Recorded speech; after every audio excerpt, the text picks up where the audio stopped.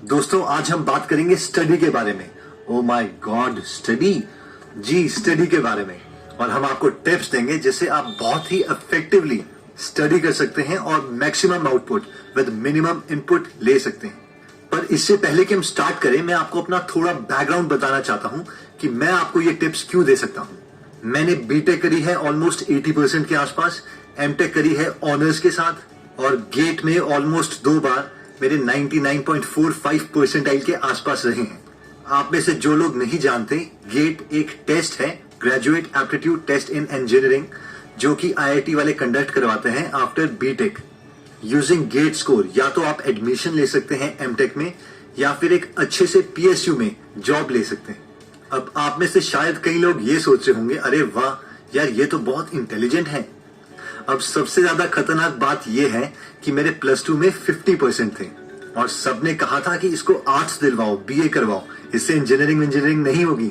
तो ये जो ट्रांजिशन आया from 50% to 99.45 percentile in GATE, ये मैं आपसे डिस्कस करना चाहता हूं कि मेरे में एकदम ये ट्रांजिशन कैसे आ गया। या तो मैं बहुत ही ज्यादा हार्ड वर्किंग हो गया था या मैंने थोड़ी स्मार्ट स्टडी भी की है। तो जो सबसे पहले एक इंपॉर्टेंट बात मैं आपसे कहना चाहता हूं कि कोई भी इंटेलिजेंट नहीं है। हमारी जो डेफिनेशन है इंटेलिजेंट की, वो ही गलत है। आप दुनिया की किसी भी चीज को अगर एक पर्टिकुलर अमाउंट ऑफ टाइम दोगे तो दुनिया आपको इंटेलिजेंट कहने लगेगी। जबकि अगर आप इंटेलिजेंट हो तो सिर्फ उस फील्ड में हो जिसमें आपने वो टाइम दिया है। एक डॉक्टर इंटेलिजेंट है अपनी फील्ड में और एक इंजीनियर इंटेलिजेंट है सिर्फ अपनी फील्ड में। अगर आप किसी डॉक्टर को इंजीनियरिंग स्टूडेंट्स के बीच में ले आओगे तो वो वहां का सबसे डफर आदमी होगा, और अगर आप एक इंजीनियर को डॉक्टर्स के बीच में बिठा दोगे तो वो वहां का सबसे नालायक आदमी होगा। अब इसका ये मतलब है कि आप कभी भी ओवरऑल इंटेलिजेंट नहीं हो सकते। अगर हम इसी चीज को पॉजिटिव में लें, इसका मतलब ये भी है कि आप किसी भी नई फील्ड में काम करके उस चीज के एक्सपर्ट बन सकते हो। इसका परफेक्ट एग्जाम्पल है स्टीव जॉब्स।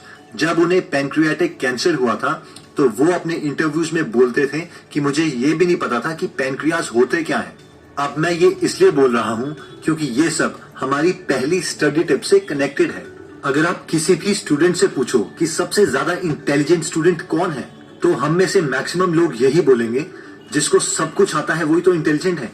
लेकिन हमारी सोसाइटी की डेफिनेशन के अकॉर्डिंग जिस स्टूडेंट के सबसे ज्यादा मार्क्स आते हैं वही सबसे ज्यादा इंटेलिजेंट है। अब आप में से मैक्सिमम लोग ये सोच रहे होंगे कि ये तो एक ही बात हुई, जिसको सब कुछ आता होगा उसी के तो सबसे ज्यादा मार्क्स आएंगे। तो ये भी बिल्कुल गलत है। तो सबसे ज्यादा मार्क्स उस स्टूडेंट के आएंगे जिसको क्वेश्चन पेपर में मैक्सिमम क्वेश्चंस के आंसर्स आते हैं। इन शॉर्ट, आपको सबसे पहले लास्ट 10 इयर्स के क्वेश्चंस खत्म करने हैं। अब आप में से कई लोग ये सोच रहे होंगे, ये क्या बात हुई, ये तो हमें पहले से पता था, या फिर यार ये तो लूजर्स की टेक्निक है, जिन्होंने कुछ नहीं पढ़ा होता वही तो सबसे पहले ये पढ़ते हैं। लेकिन चाहे आप आईएएस ऑफिसर्स का इंटरव्यू देखो, चाहे किसी आईआईटी के टॉपर का इंटरव्यू, उन्होंने ये स्टेटमेंट हमेशा लिखी होती है कि first solve last 10 years paper. अब चाहे आप इसको फोकस का नाम दो या फिर 80-20 प्रिंसिपल, क्योंकि कुछ पोर्शन सिलेबस का बाकी पोर्शन के कंपैरेटिवली बहुत ज्यादा इंपॉर्टेंट होता है और उसी की वेटेज सबसे ज्यादा आती है। अब हम ये नहीं बोल रहे कि आप खाली सैंपल पेपर उठाओ और उसको रटने लग जाओ। हमारा कहने का ये मतलब है कि आप सैंपल पेपर्स में से सबसे पहले एक चैप्टर के क्वेश्चन उठाओ। उस क्वेश्चन से रिलेटेड जितना कॉन्सेप्ट आपको पढ़ना है सिर्फ वही कॉन्सेप्ट पढ़ो। अगर वो इंग्लिश का पेपर है तो सिर्फ उतनी स्टोरी, नेक्स्ट क्वेश्चन उसी चैप्टर का और फिर उससे रिलेटेड कॉन्सेप्ट, बस। फिर नेक्स्ट क्वेश्चन, फिर उससे रिलेटेड कॉन्सेप्ट। और जब आपका एक चैप्टर से सारे रिलेटेड क्वेश्चंस खत्म हो जाएंगे तब आपका मैक्सिमम पोर्शन उस चैप्टर का खत्म हो जाएगा। खास करके वो इंपॉर्टेंट पार्ट जो हर बार आपसे पूछा जाता है और जो आपको मैक्सिमम मार्क्स भी दिलवाएगा। इस टिप का सबसे बड़ा फायदा ये है कि इसने आपकी स्टडी को ऑर्गेनाइज करवा दिया है। अब आप अपने सिलेबस का मैक्सिमम वेटेज वाला पोर्शन सबसे पहले खत्म कर रहे हो, क्योंकि यही तो क्वेश्चन आपको 10 साल से पूछे गए हैं और मैक्सिमम प्रोबेबिलिटी यही है कि अब भी इनमें से काफी क्वेश्चंस पूछे जाएंगे। इस कॉन्सेप्ट को आप समझ सकते हो डिश मेकिंग से। मान लीजिए आपको एक केक बनाना है, तो सबसे पहले आपको उसके मेन इंग्रेडिएंट्स तैयार करने पड़ेंगे, जैसे कि उसका बेस और फिर उसके ऊपर क्रीम की लेयर। अगर आप उसके टॉपिंग्स पे कंसंट्रेट करोगे, यार चेरी लेके आनी है या ड्राई फ्रूट्स लेके आने हैं, और बेस पे कंसंट्रेट बिल्कुल नहीं करोगे, तो आपका केक कभी भी तैयार नहीं होगा। तो जो आपके लास्ट 10 इयर्स के क्वेश्चंस हैं वो उस केक का बेस है और बाकी सारा सिलेबस उसकी टॉपिंग्स। तो पहले आपको कोशिश करनी है कि उसका बेस को अचीव करें और टॉपिंग्स उसके बाद। और अगर आपके लास्ट 10 ईयर क्वेश्चंस खत्म हो गए हैं और आप मेहनत करना चाहते हैं, उसके बाद आप बाकी सिलेबस कवर कर सकते हैं। इससे आपके ज्यादा मार्क्स भी आएंगे और एटलीस्ट अगर बीच में आपके पास टाइम कम भी रह गया तो उसका आपने मेन पोर्शन तो वैसे भी खत्म कर ही दिया है। जो नेक्स्ट सबसे ज्यादा इंपॉर्टेंट टिप है वो है कैटेगराइज कैटेगराइज कैटेगराइज। यानी आपको सेम टाइप के क्वेश्चंस एक तरफ रखने हैं।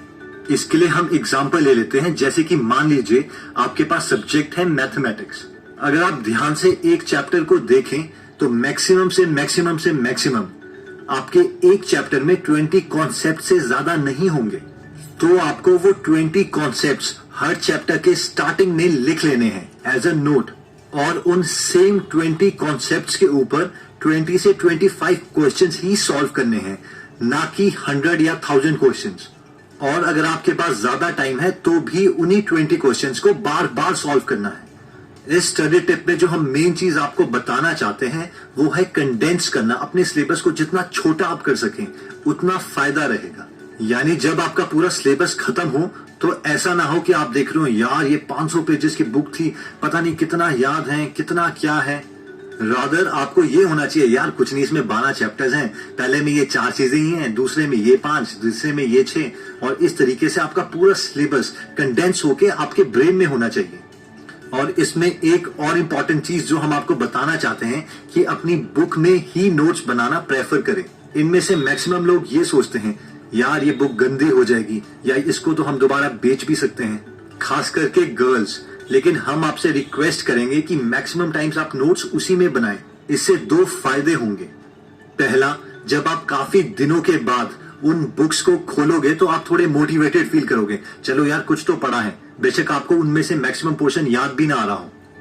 दूसरा, आपके नोट्स गुम होने का डर भी कम रहता है और साथ ही साथ आपका पूरा सिलेबस एक तरह से कंडेंस रहता है। मान लीजिए आपने पहले क्वेश्चन में लिखा है कि ये ऑलमोस्ट सिमिलर है 8th क्वेश्चन के साथ, और वैसे ही 9th क्वेश्चन सिमिलर है 15th के साथ, तो आप अपने सिलेबस को कंडेंस कर रहे हो और वो सारा का सारा अवेलेबल उसी बुक में है। इसी तरह से मैथ्स के अलावा कोई भी सब्जेक्ट हो उसे कंडेंस किया जा सकता है। बेशक अभी आपको लग रहा हो कि नहीं यार ये वाला सब्जेक्ट नहीं किया जा सकता, लेकिन अभी तक आपको वो तरीका नहीं आया है शायद, लेकिन हर सब्जेक्ट को बहुत ज्यादा कंडेंस किया जा सकता है। और फाइनली दोस्तों आता है टेंशन। इसे कैसे रिलीज किया जाए, क्योंकि फाइनली कोई भी चीज दुनिया में माइंड गेम है, तो आप अपने माइंड को कैसे कंट्रोल में रख सकते हैं। तो पूरी प्रिपरेशन के दौरान 2 टाइम आपके साथ जरूर आएंगे। पहला, जब आपको बहुत टेंशन हो रही होगी, खास करके एग्जाम्स के दौरान या एग्जाम से जस्ट पहले, और दूसरा जब आपको बिल्कुल टेंशन नहीं हो रही होगी, यानी कि जब आपके एग्जाम्स के लिए अभी 6 या 7 महीने हैं। तो दोस्तों कंपटीशन तो हमारा सिर्फ हमारे साथ ही होता है, हमें खुद से कैसे काम करवाना है ये एक स्ट्रैटेजी की तरह ही है। तो इसके लिए जो स्ट्रैटेजी मैं यूज करता था वो ये था कि जब मैं बहुत ज्यादा रिलैक्स होता था, यानी मेरे एग्जाम के लिए अभी काफी सारे दिन बचे हैं, तो मैं अपने को जबरदस्ती टेंशन दिलवाता था, बार बार ये थॉट्स लाके यार इस तरीके से तो मैं अपनी लाइफ में कुछ भी नहीं कर पाऊंगा, वो +2 वाली चीज दोबारा से रिपीट हो जाएगी, मैं अपना कोई भी ड्रीम अचीव नहीं कर पाऊंगा और ऐसे ही एक यूजलेस आदमी की तरह मर जाऊंगा। और इसी तरीके से जब एग्जाम्स का टाइम आता था और मुझे बहुत ज्यादा टेंशन होने लगती थी, तो अब मुझे पता था कि मुझे अपनी टेंशन रिलीज करनी है। तो मैं अपने दिमाग में दूसरे तरीके के थॉट्स लाने की कोशिश करता था। यार ऐसी की तैसी देखा जाएगा जो होगा, इस कुलदीप ने भी कौन सा बड़ा तीर मार दिया इतनी सारी परसेंटेज लाके, और कोई बहुत अच्छा सा सॉन्ग सुनने लग जाता जिससे मेरा दिमाग रिलैक्स हो जाए। और जब मुझे लगता है कि मैं कुछ ज्यादा ही रिलैक्स हो रहा हूँ, फिर से मैं दूसरे थॉट्स लाने लग जाता और फिर काम करने लग जाता। फाइनली इसका ये मतलब है कि हमें खुद से काम करवाना है, कभी टेंशन लाके कभी टेंशन रिलीज करके, और हम कभी एक स्टेट में नहीं रह सकते। हमें ये बैलेंसिंग गेम खेलते रहनी पड़ेगी ताकि हम खुद से काम करवा पाए और मैक्सिमम से मैक्सिमम स्कोर ला पाए। और एक बार एग्जाम हो गया तो हम कुछ नहीं कर सकते, फिर दोबारा से हमें अपनी टेंशन रिलीज कर देनी है। चलिए दोस्तों, अगर आपको हमारा ये वीडियो पसंद आया तो आप इसको लाइक कर सकते हैं। अगर आपको लगता है कि आपके किसी फ्रेंड या फैमिली मेंबर के ये वीडियो काम आ सकती है तो आप उनके साथ ये वीडियो शेयर कर सकते हैं। अगर किसी टॉपिक पे आप चाहते हैं कि हम वीडियो बनाएं तो आप कमेंट में लिख सकते हैं, क्योंकि हम हर कमेंट पढ़ते हैं। अगर आप बहुत इंटरेस्टिंग आर्टिकल्स पढ़ना चाहते हैं और फ्री पीडीएफ लेना चाहते हैं तो आप हमारी वेबसाइट पे भी जा